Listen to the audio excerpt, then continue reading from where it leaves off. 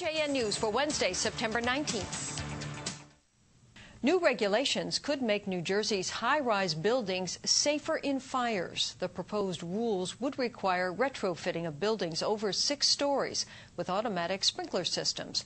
And as Zachary Fink reports, when every second counts, sprinklers can be the difference between life and death.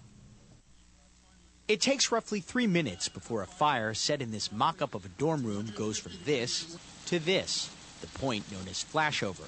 The temperature reaches 2,000 degrees or more, and everything in the room ignites simultaneously. For a victim, the survivability is probably very slim at that point. And for a first responder, if that condition happens with our personal protective equipment, we have about 30 seconds for survivability. The flashover occurred in a room that had no automatic sprinklers. As part of the same demonstration, firemen then set ablaze in a similar room, this time equipped with sprinklers.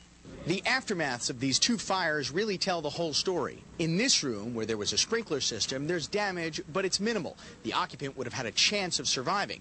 Whereas you come over to this room, where there was no sprinkler system, and it's just about destroyed. Fire safety advocates and others are pushing for a change in the state's fire code, which would retrofit all high-rise buildings with sprinkler systems.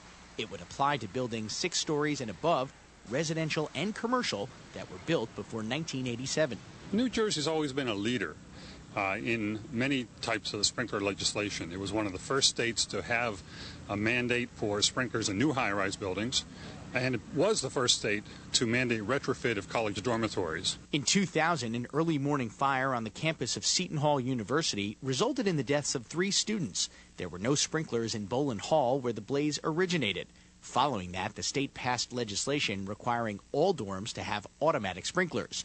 The new rules would be adopted by the Department of Community Affairs. No legislation would be required. We have a new fire code called the International Fire Code that we're adopting. It's tied into that package.